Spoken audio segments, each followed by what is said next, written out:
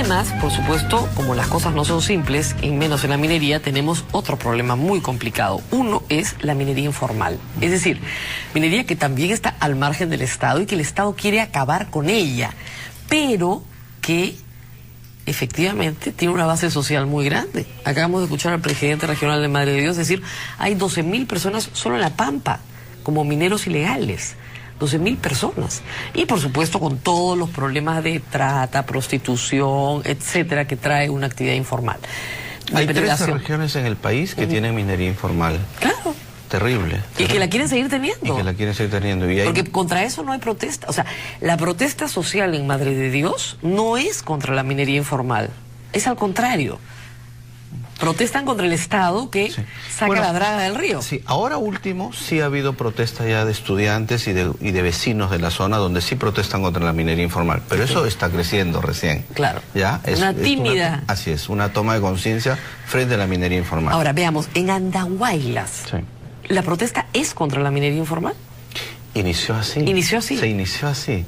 Se inició contra la minería informal que existe en la zona y obviamente todos sabemos que Andahuaylas es una zona estrictamente agrícola, ¿no? Que tiene la mejor papa del Perú. Claro. Pero efectivamente eso fue creciendo y se ha ido extendiendo a la minería, no, en general, porque efectivamente ya eso abarca o hay el temor de que pueda también establecerse minería. Claro, pero mire usted el nivel de contradicción que uno observa en esta protesta.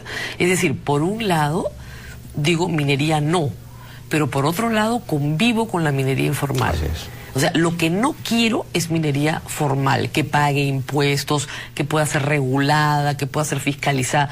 Esa no. Que cumpla con los estándares ambientales. Así es que tenga soluciones técnicas, que reinvierta en la zona. Esa no. Quiero la informal. Entonces es una contradicción. Yo creo ahí, lo he dicho, hay una falta de autoridad también de la autoridad regional, ¿no? Porque finalmente la minería artesanal, la minería informal, sí tendría que ser regulada por los gobiernos regionales. Pero mire lo que pasó en Puno. Fue antes de que empezara este gobierno, el caso del señor Anduviri. Las poblaciones que estaban en el área de influencia de Santa Ana sí querían la mina. Las que no querían las minas eran las que no estaban en el área de influencia. Y esas son las que organizan la protesta y paralizan, ¿no es cierto? No las que iban a beneficiarse, sino las que no iban a beneficiarse. Y en Puno hay minería informal seria, grave, que además ha generado ya otras protestas en otros lugares de Puno.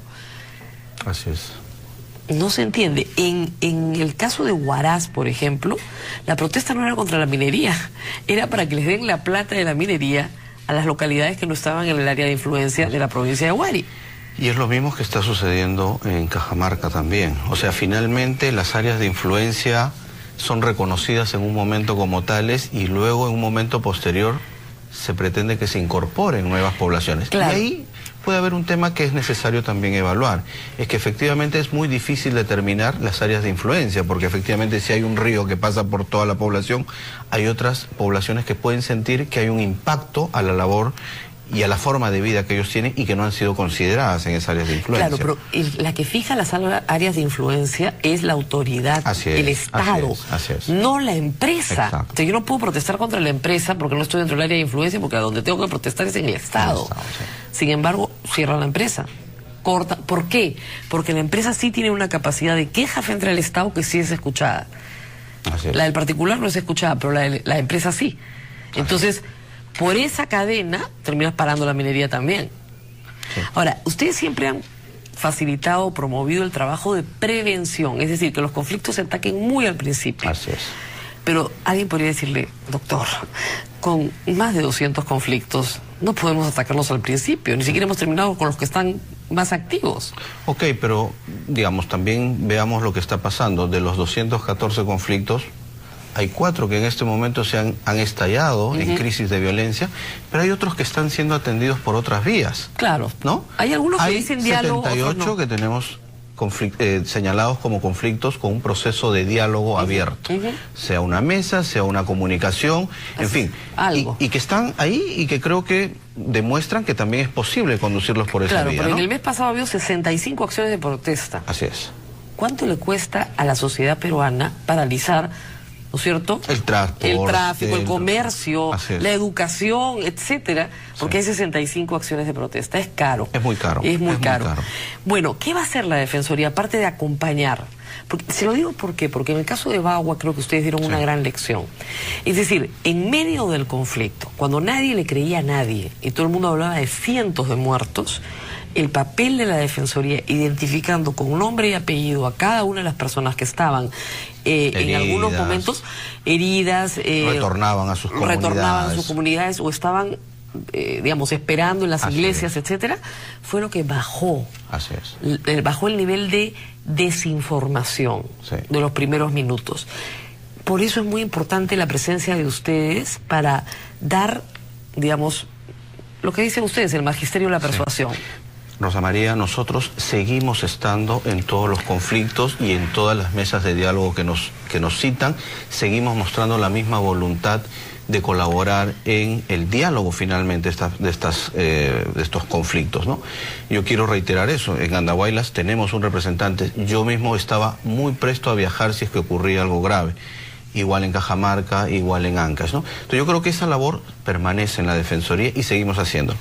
El llamado es ahora a que tenemos que actuar preventivamente en que el conflicto no llegue a esa fase de crisis, que finalmente es lo que está provocando, ocasionándose, ocurriendo en esta zona, ¿no? Y eso quiere o requiere una cosa muy importante en este momento, fortalecer la unidad de gestión y prevención de conflictos sociales de la PCM y también de los distintos sectores que tienen que ver con este tema. Si no, simplemente esto va a estallar y va a venir un conflicto por acá, otro por allá, y no nos vamos a dar abastos para solucionarlo. Entonces, esa tarea es primordial para efectivamente no llegar donde cuando una población dice quiero al primer ministro, no lo dice porque se le ocurrió el día de ayer, lo dice porque hay una historia de desatención que ya ha rebasado cualquier límite de espera. Y eso es lo que hay que en este momento, por lo menos, dar una señal de que se está actuando de manera distinta a cómo se abordaban los conflictos antes, ¿no? Muy bien, muchísimas gracias por haber estado con nosotros. Vamos a seguir tratando estos temas, por supuesto, aquí en Tribuna Abierta, pero el tiempo nos come, así que nos vamos a una pausa y volvemos. Muchas gracias por acompañarnos. Los dejo con la película Crónicas de Narnia. Hasta mañana.